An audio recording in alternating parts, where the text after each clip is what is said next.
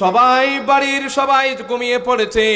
পুষ মাঘ মাসের শীতে যদি আমি বিছানায় প্রস্রাব করি বা মল ত্যাগ করি, ঘরের মধ্যে এত সদস্য থাকার পরেও কেউ না উঠলেও আমার বিছানা পরিষ্কার করে দিয়ে পরিবর্তন করে নতুন একটা বিছানা দিয়েছেন কে? মা।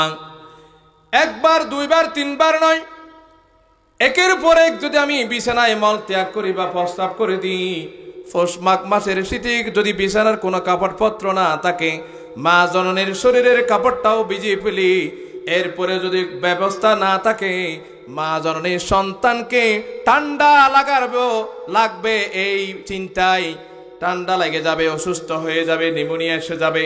কোন শুকনা কাপড় যদি না থাকে, সেই মাই সন্তানকে বুকের উপরে নিয়ে ঘুম পাড়িয়ে দে। সুবহানাল্লাহ। আসসালামু আলাইকুম ওয়া রাহমাতুল্লাহি ওয়া বারাকাতুহু।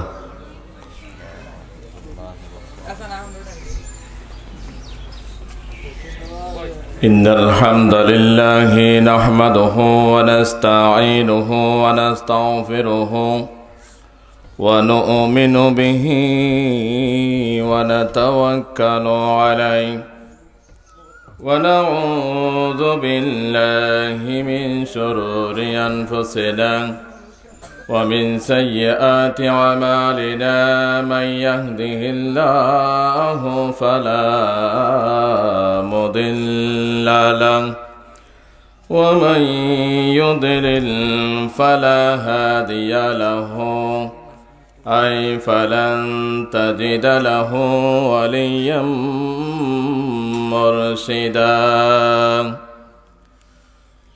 ونشهد أن لا إله إلا الله وحده لا شريك له الذي لا ضد له ولا ند له لا مثل له ولا مثيل له لا وزير له ولا كفيل له لا شبه له ولا شبيه له لا ولد له ولا والد له وهو الواحد الفرد الصمد لم يلد ولم يولد ولم يكن له كفوا أحد. ونشهد أن سيدنا ونبينا وحبيبنا وطبيبنا وبشيرنا ونظيرنا وطبيبنا وطبيب أرواحنا وحبيبنا وحبيب ربنا محمدا عبد الله ورسوله الذي أرسله الله تعالى بالحق بشيرا ونذيرا وداعيا إلى الله بإذنه وسراجا منيرا. فقد قال الله تعالى في كلامه المجيد وفي فرقانه الحميد. أعوذ بالله من الشيطان الرجيم. بسم الله الرحمن الرحيم. إن الله وملائكته يصلون على النبي يا أيها الذين آمنوا صلوا عليه وسلموا تسليما اللهم صل على سيدنا مولانا محمد وعلى آل سيدنا مولانا محمد اللهم صل على سيدنا مولانا محمد وعلى آل سيدنا مولانا محمد ও মদিনার বুলবুলি কেমনে তোমায় রই ভুলি দিন কাটে আর রাত কাটে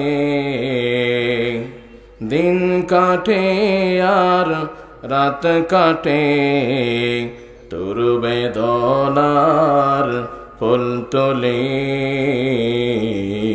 কেমনে তোমায় রই বলে আল্লাহুম্মা সাল্লি আলা সাইয়্যিদিনা মাওলানা মুহাম্মদ ওয়া আলা আলি একটু বকল বাড়া দিও মাওলানা মুহাম্মদ মেহমান হয়ে আসে। এই যে এই মাসটা হচ্ছে মাহে শাবান। এই মাসে লাইলাতুন নিসফি মিন শাবান, শাবান মাসে এমন একটি রাত আছে যে রাত খুব বেশি সম্মানিত এবং ফজিলতপূর্ণ। আল্লাহ রাসূল সাল্লাল্লাহু আলাইহি ওয়াসাল্লাম এই শাবান মাসে এত বেশি রোজা রাখতেন, এত বেশি ইবাদত বন্দেগীতে নিজেকে নিয়োজিত রাখতেন। মা আয়েশা রাদিয়াল্লাহু তাআলা আনহা বলেন যে অন্য কোনো মাসে এইভাবে তিনি ইবাদত বন্দেগী বা রোজা রাখতে আমি কখনো দেখিনি। সুবহানাল্লাহ। যে মাসে আল্লাহর হাবিব মুহাম্মদ রাসূলুল্লাহ সাল্লাল্লাহু আলাইহি ওয়াসাল্লাম রোজা রাখতেন দিনের বেলায় আর রাত্রিবেলায় ইবাদতে মগ্ন থাকতেন। একদিন মা আয়েশা রাদিয়াল্লাহু তাআলা আনহা প্রশ্ন করলেন, ইয়া রাসূলুল্লাহ, ইয়া হাবিবাল্লাহ, এ কি আপনি তো নিষ্পাপ, মাসুম, বেগুনাহ, আপনি এই যে শাবান মাস আসে আমি দেখি যে আপনি রাত্রিবেলায় গুনগুন করে কি যেন একটা বলেন, বিছানায় থাকেন না এবং কান্নার একটা আওয়াজ আমি শুনতে পাই, তার কারণটা কি? এই মাসে আপনি দিনের বেলায় সিয়াম সাধনা করেন আর রাত্রিবেলায় ইবাদতে মগ্ন থাকেন, আপনি তো আল্লাহর কাছে পুত পবিত্র, আপনি তো বেগুনাহ, কেন আপনি এটা করেন? রাসূল পাক সাল্লাল্লাহু আলাইহি ওয়াসাল্লাম মৃদু হাসি দিয়ে, মুচকি হাসি দিয়ে, খুব দয়া ভরা, মায়া ভরা, দরদি কণ্ঠে বলেন, আয়েশা রে, তুমি বোধহয় জানো না এটা শাবান মাস। আমি কি চাইবো না এই মাসে বেশি বেশি নেক আমল করে, বেশি বেশি আমল করে, আমলে সালাহা করে আমি কি আল্লাহর মকবুল বান্দাদের তালিকাভুক্ত হতে চাইবো না? সুবহানাল্লাহ।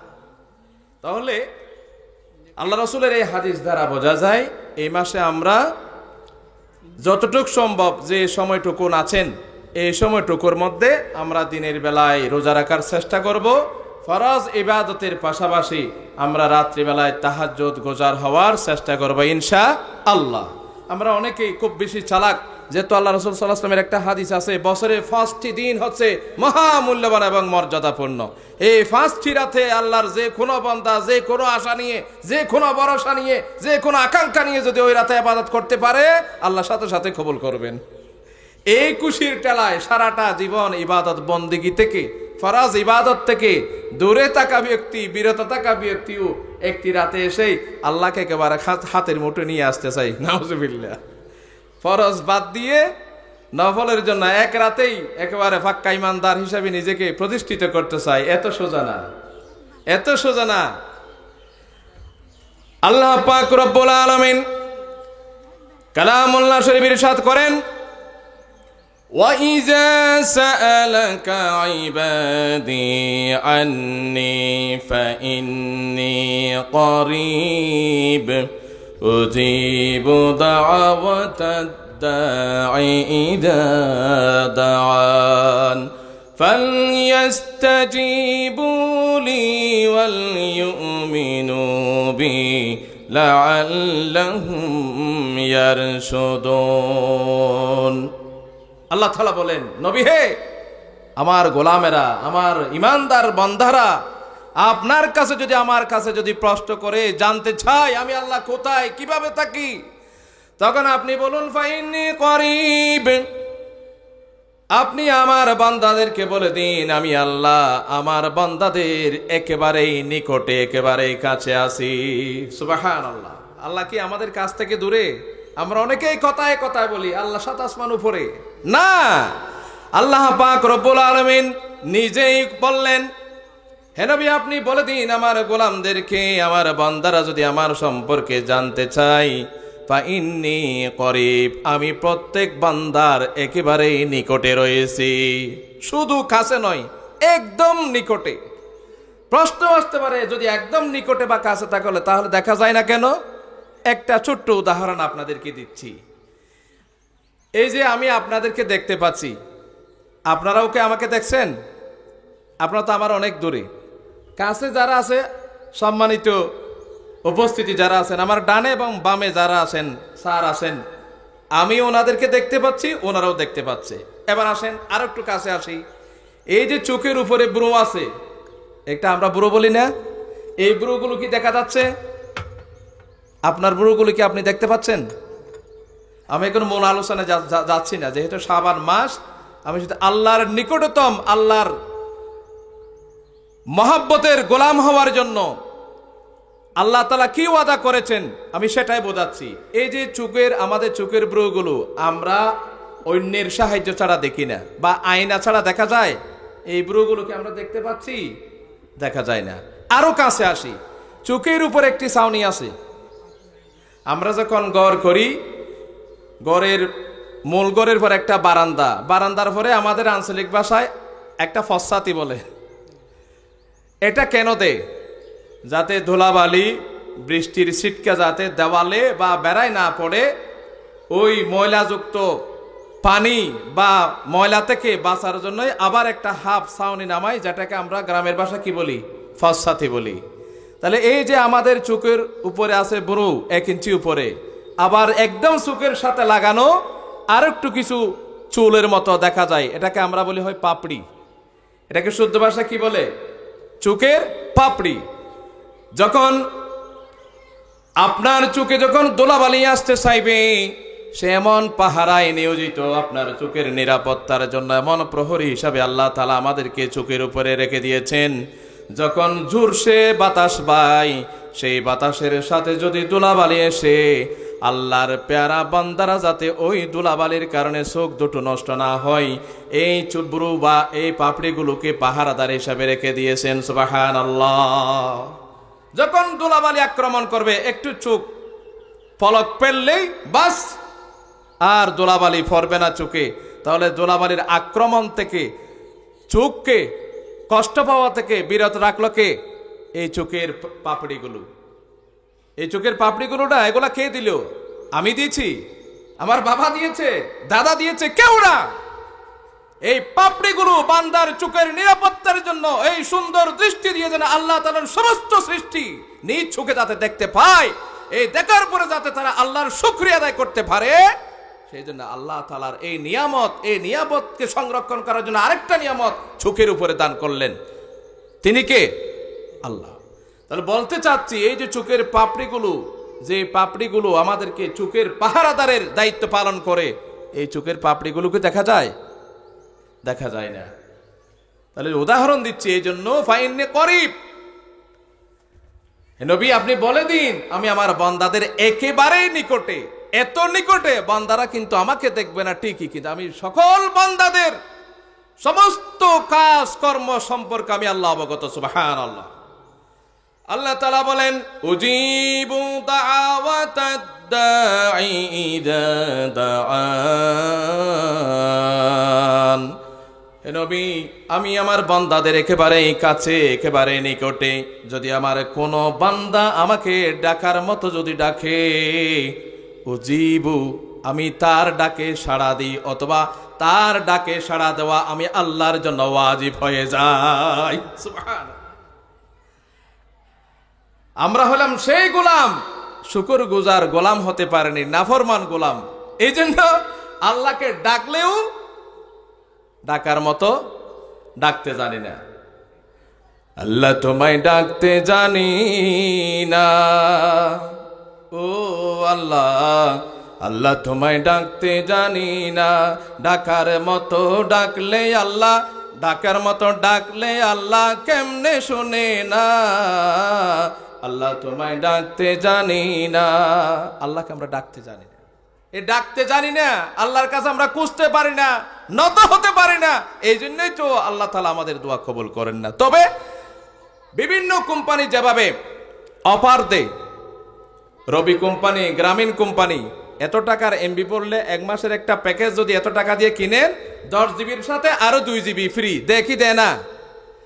যারা যুবক রয়েছেন, আপনারা মুরব্বী, এমবিএ গুলা কি সহজে বুঝবেন না।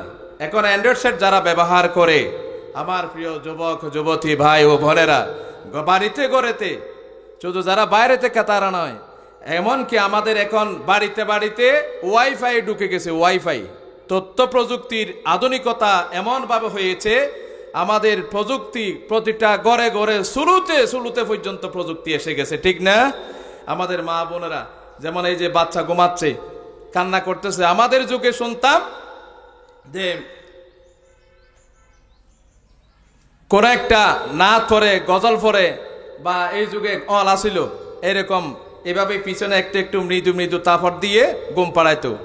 এখন বাচ্চাকে ঘুম পাড়ায় মোবাইল দিয়ে, হয় টিকটক শোনাইয়ে, না হয় গান শোনাইয়ে, না হয় অন্য কিছু। ওই বাচ্চাটা গান না শুনলেই ঘুমে ধরে না, গান না শোনালে আবার ঘুম থেকে উঠে না।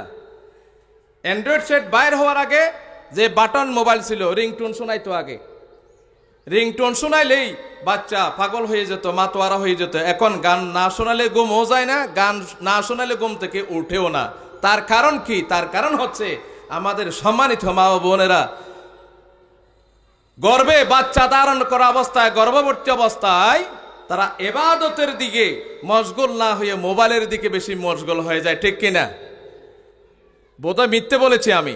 বর্তমান যুগ হচ্ছে এমন যুগ, চুলোর মধ্যে গ্যাসের চুলো হোক, লাকড়ির চুলা হোক, তরকারি আছে, ভাত আছে, ওখানে জ্বলতেছে জ্বলতেছে, মোবাইল দেখতে দেখতে দেখতে এমন অবস্থা হয়, গ্যাসের চুলোয় আগুন ধরে, কাপড়ে লাগার পরে যখন গায়ের মধ্যে আগুন লেগে যায়, তারপরে তার হোশ হয়, ঠিক কিনা? এমন ইবাদতে মগ্ন থাকে। মোবাইল শরীফ, মোবাইল শরীফ, তা আমরা আল্লাহ বিমুখ হয়ে গেছি। যাক, তাহলে আল্লাহ তাআলা বলেন উজিবু দাওয়াতাদ দাঈ ইযা দাআন। যদি আমার বান্দার আমাকে ডাকার মতো যদি আমাকে ডাকে, ওই বান্দার ডাকে সাড়া দেওয়া আমি আল্লাহর জন্য ওয়াজিব হয়ে যাই। সম্মানিত উপস্থিতি, প্রতিটা বছরে আল্লাহ তাআলা আমাদের জন্য এই মুক্কম সুযোগ, সুবর্ণ সুযোগ অপার হিসাবে 5টি রাতকে বাছাই করে দিয়েছেন। তার মধ্যে একটি রাত হচ্ছে, সামনে আসছে মাহে শাবান, সুবহানাল্লাহ বলবেন না? এবং সামনে আরেকটি মাস আসছে, এক মাসের একটা অফার আসছে আমাদের সামনে, মাহে রমজানুল মোবারক মাস। এই অফারটা যদি আমরা কালেক্ট করতে পারি, সংগ্রহ করতে পারি, যথা নিয়মে যদি এই অফারটা আমরা লুফে নিতে পারি, তাহলে হুদাল্লিল মুত্তাকিন, আল্লাহ তাআলা আমাদেরকে মুত্তাকি হিসেবে গ্রহণ করবেন। সুবহানাল্লাহ। সম্মানিত উপস্থিতি, এই যে দুই একটি আমল সব সময় আল্লাহ তাআলার কাছে নামাজের পরে তাসবিহ তাহলিলের পরে একটা দোয়া পড়ব, যেটা আমি আমার সম্মানিত মরহুম আব্বাও শিখিয়ে দিয়েছেন। যদি আপনার শরীর ব্যথা করে বা পা ব্যথা করে, চিনচিন করে, অথবা যদি তুর পড়ে, আল্লাহ তাআলা একটা সিফতি নাম আল কাহ্হার, একটু শুনুন, আল কাহ্হার। আল্লাহ তাআলার 99টি সিফাতি নামের মধ্যে একটি শব্দ হচ্ছে আল কাহ্হার। এই আল কাহ্হার যদি আপনি নামাজের মতো করে বসে 1000 বার যদি তাসবিহ জানার মতো 1000 বার যদি আপনি তেলাওয়াত করেন, নিজের শরীরে যদি ফু দেন, সমস্ত ব্যথা বেদনা দূর হয়ে যাবে। সুবহানাল্লাহ। কি আমার নাম জপলেন নাকি আল্লাহর নাম জপলেন? একটা সিফাতি নাম আল কাহার, আল কাহার এটা পড়বেন। তারপরে এই যে আমরা সবসময় হাসবুনাল্লাহু ওয়া নি'মাল ওয়াকিল, নি'মাল মাওলা ওয়া নি'মান নাসির, এগুলো তো হুজুররা সবসময় প্রতিটা নামাজের পরে পড়ে। এই ছোট ছোট আমলগুলো যদি আমরা করতে পারি, শাবান মাসে যদি দিনের বেলায় রোজা আর রাত্রিবেলা যদি তাহাজ্জুদ গুজার হয়ে চোখের পানি পেলে আল্লাহর কাছে যদি নিজের জীবনের সমস্ত গুনাহগুলো যদি মাফ চাই, ছাওয়ার মতো করে যদি চাই, তাহলে নিশ্চিত আল্লাহ তাআলা আমাদের ডাকে সাড়া দিবেন। ঠিক কিনা? আল্লাহ তাআলা আমাদের সকলকে শুকরগুজার গোলাম হিসেবে কবুল করুন। সকলে বলি আমিন। বিসমিল্লাহির রহমানির রহিম। وقضى ربك ألا تعبدوا إلا إياه وبالوالدين إحسانا إما يبلغن عندك الكبر أحدهما أو كلاهما فلا تقل لهما أف ولا تنهرهما قولا كريما واخفض لهما جناح الذل من الرحمة وقل رب ارحمهما كما ربياني صغيرا সাদাকাল্লাহুল আযীম। সম্মানিত উপস্থিতি, আমি আল্লাহ পাক রব্বুল আলামিনের কালামুল্লাহ শরীফ থেকে সূরা বনী ইসরাইলের একটি আয়াত তেলাওয়াত করেছি মা বাবার খিদমত বা মর্যাদা সম্পর্কে, যার মূল তর্জমা হচ্ছে এই ওয়াকাদা রাব্বুকা, আল্লাহ তাআলা তোমাদের বিষয়ে ফায়সালা দিয়েছেন, আদেশ করেছেন, নির্দেশ দিয়েছেন, আল্লাহ তা'বুদু, তোমরা আল্লাহ ছাড়া কারো ইবাদত করো না। তাহলে এই যে আমি এর আগে কথাটা বলেছি ভূমিকা, আমরা ইবাদত বা গোলামি করব কার? আল্লাহ। আল্লাহ পাক রব্বুল আলামিন আমাদেরকে এমনিতেই সৃষ্টি করে নাই, নিশ্চয় আল্লাহ তাআলার একটা উদ্দেশ্য রয়েছে আমাদেরকে সৃষ্টি করার। আল্লাহ পাক রব্বুল আলামিন কালামুল্লাহ শরীফে ইরশাদ করেছেন, ওয়া মা খালাকাতুল জিন্না ওয়াল ইনসা ইল্লা লিয়াবুদুন, আমি মানুষ এবং জিন জাতিকে সৃষ্টি করেছি কেবলমাত্র, শুধুমাত্র, একমাত্র কার গোলামের জন্য? আল্লাহর গোলামের জন্য। আল্লাহ তা'বুদু, তোমরা আল্লাহ ছাড়া অন্য কারো ইবাদত করো না, দাসত্ব করো না, গোলামি করো না, উপাসনা করো না। তোমাদের যা খুশি দরকার, আমাদের যা কিছুর প্রয়োজনীয়তা রয়েছে, সমস্ত প্রয়োজনীয়তা পূরণ করবেন কে? আল্লাহ। আল্লাহ তাআলা আল্লাহর ইবাদতের পরে সেবা এবং খেদমতের বিষয়ে আল্লাহ তাআলা বলেন পরবর্তী অংশে, আল্লাহ তা'বুদু ইল্লা ইয়া ওয়া বিল ওয়ালিদাইনি ইহসানা। আল্লাহু ওয়া বিল ওয়ালিদাইনি ইহসানা। আল্লাহ তাআলার ইবাদত গোলামির পরে আল্লাহ তাআলা আরেকটি অর্ডার করেছেন, তোমরা মা বাবার সাথে, পিতামাতার সাথে সদাচরণ করো। সুবহানাল্লাহ। কথাগুলো খেয়াল করুন। إما يبلغن عندك الكبر أحدهما أو كلاهما, আল্লাহ তাআলা পরবর্তী আয়াতের অংশে বলেন, মা বাবার সাথে সদাচরণ করো যদি তাদের মধ্যে একজন অথবা উভয়জন, আহাদুহুমা আও কিলাহুমা, তোমার মা বাবা যদি বার্ধক্য বয়সে উপনীত হয়, বার্ধক্য মা একজন অথবা দুজন যদি বার্ধক্য উপনীত হয়, আহাদুহুমা আও কিলাহুমা, তাদের সাথে সদাচরণ আচরণ করতে গিয়ে, কথাবার্তা বলতে গিয়ে, চাল চলনে, খানা পিনায়, চলা ফেরায়, ওঠা বসায়, এমন কোনো আচরণ, এমন কোনো ভাষা, এমন কোন শব্দ মুখ থেকে বের করে তাদের মনে এমন কোন কষ্ট দিও না যে কষ্টের কারণে মুখ খুলে বকাতে অত দূরের কথা, মুখ থেকে উফ নামের একটি শব্দ বের হবে এই ধরনের কোনো কটু কথা তোমরা বলো না। উফ, এমন কোন শব্দ তোমরা উচ্চারণ করো না যেই শব্দ উচ্চারণ করলে তোমার মা এবং বাবার মুখ থেকে উফ নামের একটা শব্দ বের হবে। আল্লাহ। ওয়ালা তানহারহুমা, মা বাবাকে ধমকাইও না। ওয়াকুল লাহুমা কাওলান কারীমা, মা বাবার সাথে সুন্দর সম্মানযুক্ত শালীন ভাষায়, মার্জিত ভাষায় তুমি কথা বলো। কে বলেছেন? ওয়াকুল লাহুমা কাওলান কারীমা ওয়াখফিজ লাহুমা জানাহায যুল, যখন কোনো দুস্ত্রুটির কারণে তোমার কোনো অসুবিধা দেখলে শাসন করার দায়িত্ব হচ্ছে কার? মা বাবার। এদিকে খেয়াল করেন, মা বাবার। সন্তানের দুস্ত্রুটির জন্য শাস্তি হোক, উপদেশ হোক, আদেশ হোক, আমাদেরকে সব সময় গাইডনেস করেন বাড়ি থেকে মা বাবা। এই মা বাবা যখন আমাদেরকে পরিচালনা করতে চায়, আমাদেরকে যখন সুন্দরভাবে আমাদের জীবনটা যখন গঠন করাতে চায়, লালন পালন ক্ষেত্রে, আদেশ উপদেশের ক্ষেত্রে, তাহলে তোমরা নিজেকে এভাবে তাদের সামনে অবনত মস্তকে রাখো।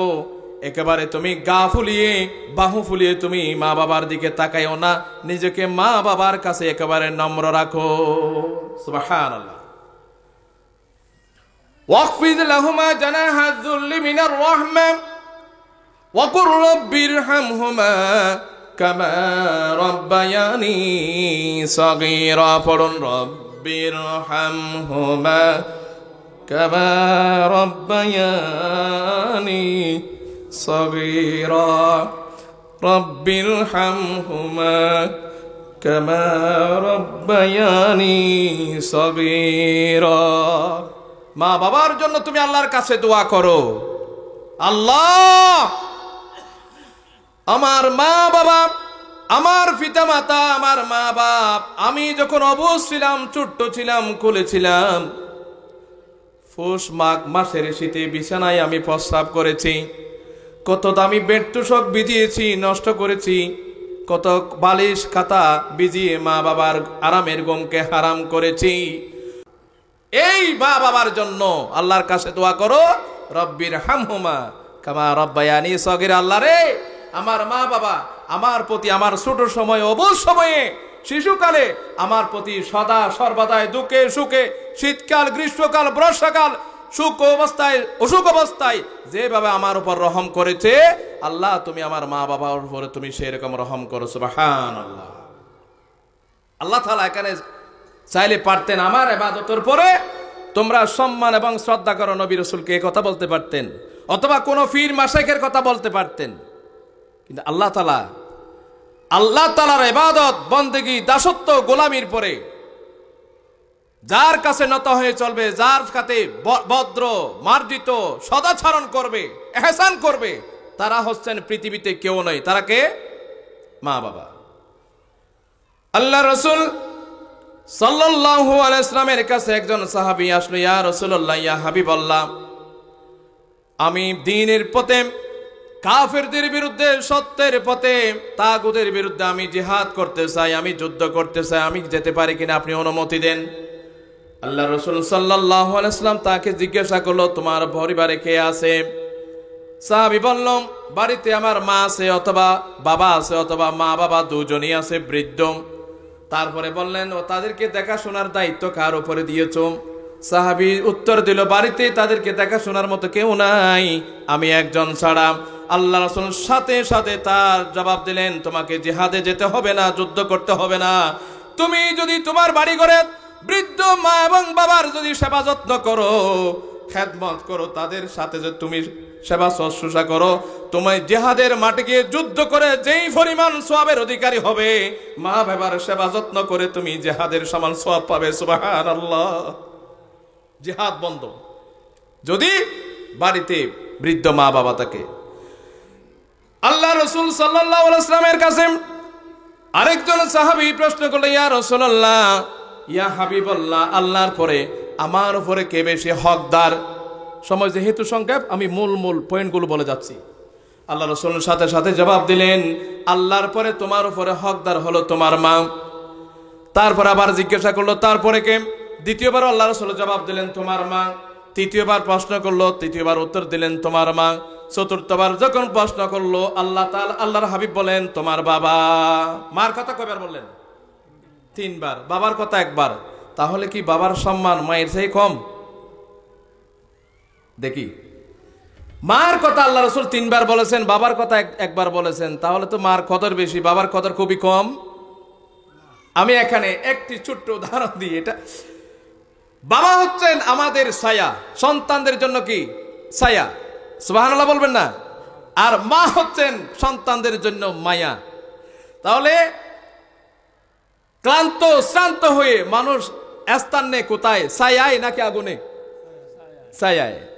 আজ আমার মা নেই, বাবা নেই, আমি ছায়াহীন অবস্থায়, মা নেই, মায়াহীন অবস্থায়। দোষ করলেও শাস্তি দেওয়ার লোক নেই, ভালো কিছু করলেও বাবা দেওয়ার লোক নেই, সৎ উপদেশ দেওয়ার লোক নেই। আজ আমি ছায়াহীন, মায়াহীন। এরকম মা বাবা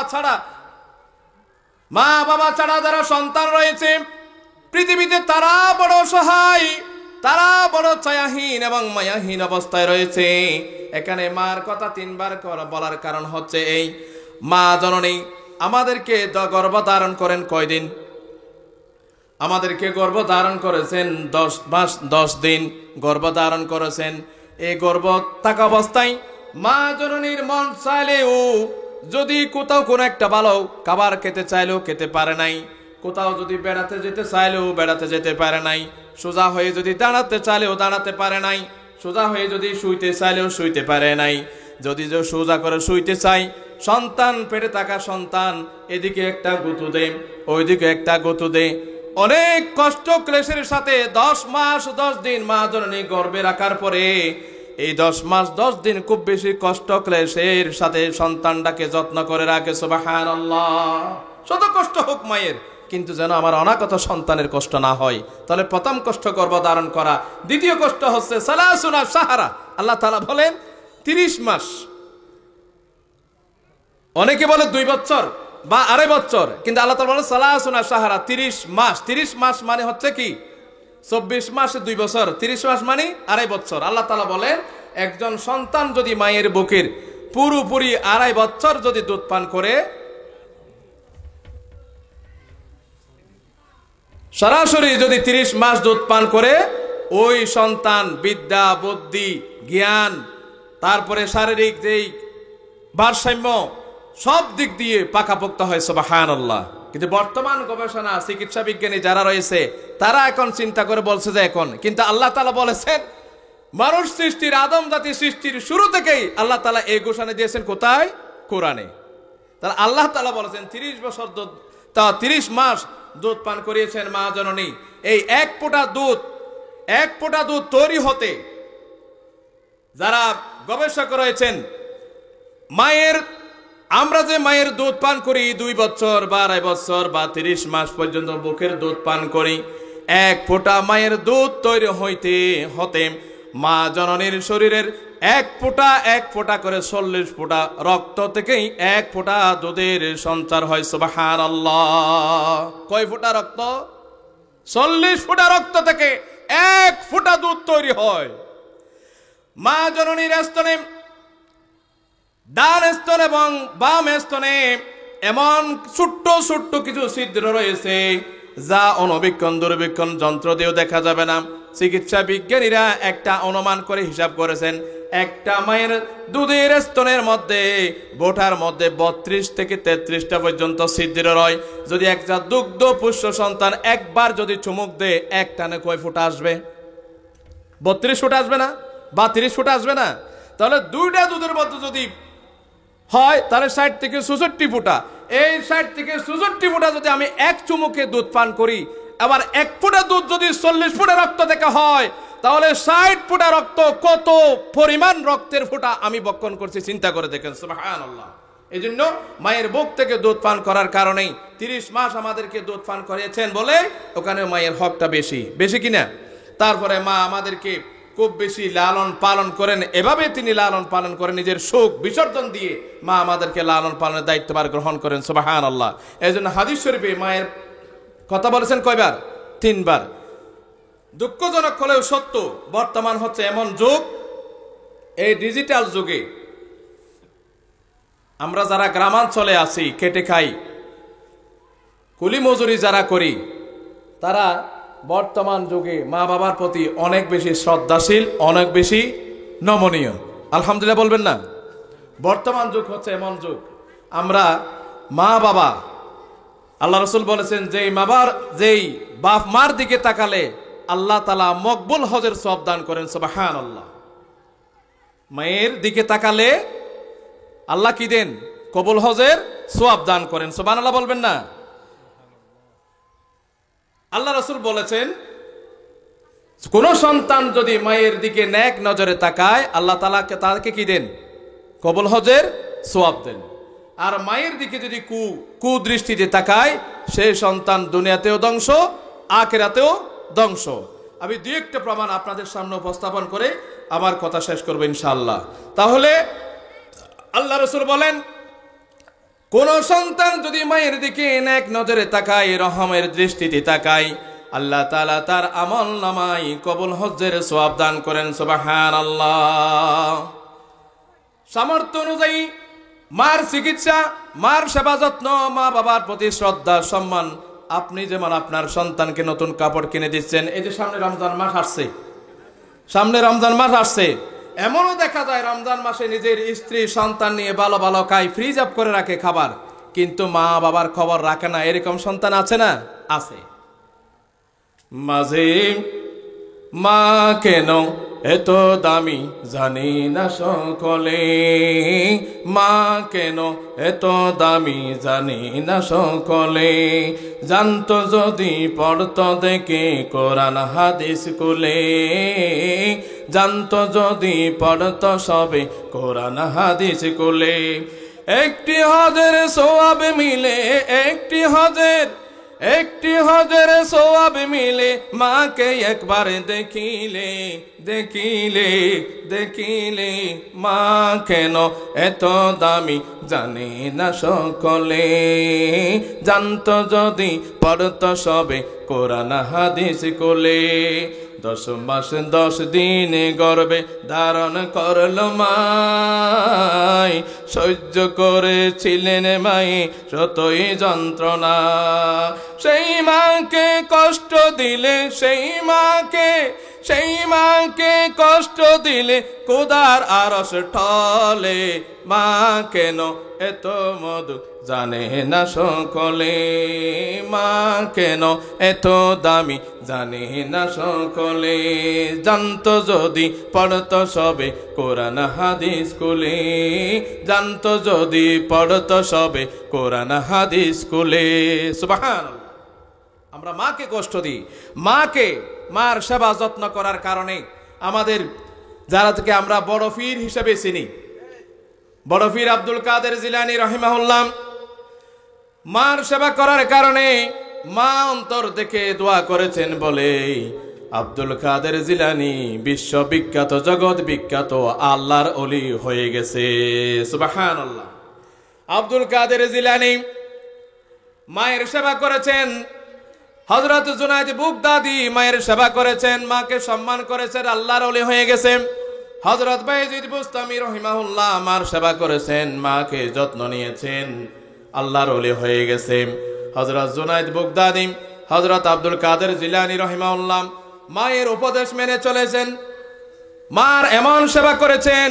একদিনের একটি ঘটনা, মার পানি তৃষ্ণা লাগলো, গভীর রজনী, কাছে পানির কোনো ব্যবস্থা নাই, কলসিতেও পানি নাই, পানি আনতে গেল অনেক দূরে, খুব কষ্ট ক্লেশের সহিত পানি অনেক দূর থেকে পানি সংগ্রহ করে আস্তে আস্তে দেখলো মা ঘুমিয়ে পড়েছে।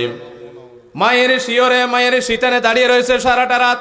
মার ঘুম ভাঙলো না, কারণ অসুস্থ মায়ের ঘুম ভাঙলে মার মনে কষ্ট আসবে, এই জন্যই সারাটা রাত পাহারা দিয়ে রাখলেন। যখন ঘুম ভাঙলো, সন্তান তার মাকে বলল, মা তোমার জন্য পানি নিয়ে আসছি। মা জিজ্ঞাসা করলো, আমার বাচ্চা দানো, আমার কলিজার টুকরা, তোমাকে পানির জন্য পাঠিয়েছি প্রথম রাত রজনীতে, রাত্রের প্রথমাংশে, তুমি কখন আসলে? তখন সন্তান জবাব দিল, গো মা, আমি অনেক দূর থেকে পানি নিয়ে এসেছি, কিন্তু পানি নিয়ে এনে দেখি আপনি ঘুমন্ত অবস্থায়, আপনাকে ঘুম থেকে ডাকলে আপনার ঘুম ভেঙে যাবে, ঘুম ভেঙে গেলে আপনি কষ্ট পাবেন, আপনি যেহেতু অসুস্থ, এই জন্য আপনার ঘুম যাতে না ভাঙে আপনার শিওরে আমি পানি নিয়ে সারাটা রাত দাঁড়িয়ে রয়েছি। সুবহানাল্লাহ। মা জননী ওই সন্তানের কথাটা কলিজার মধ্যে লাগলো, হারে আমার এই ছোট্ট বাচ্চা গভীর রজনীতে অনেক দূর থেকে হাঁটে হাঁটি পা পা করে, গাড়ি ছিল না, ঘোড়া ছিল না, হেঁটে হেঁটে অনেক দূর থেকে তো কষ্ট করে মায়ের জন্য পানি নিয়ে আসলো। আল্লাহর কাছে দোয়া করে দিল, গো আল্লাহ, আমার এই ছোট্ট সন্তান গভীর রজনীতে আমাকে পানি খাওয়ালো না, আমার কলিজাটা শীতল করলো, আমার সন্তানটাকে তুমি জগতে বিখ্যাত আল্লাহর ওলি হিসেবে তুমি কবুল করো। সুবহানাল্লাহ, আল্লাহর ওলি হয়ে গেল। এরকম একজন সাহাবী হযরত আলকামা আল্লাহর রসুলের সাহাবীগণ নিষ্পাপ। আলকামার মৃত্যুশয্যায় শায়িত, অসুস্থ হয়ে মৃত্যুর সাথে পাঞ্জা লড়ছে। তার স্ত্রী এত অবস্থায় ছিল, খুব ভয় অবস্থায় ছিল।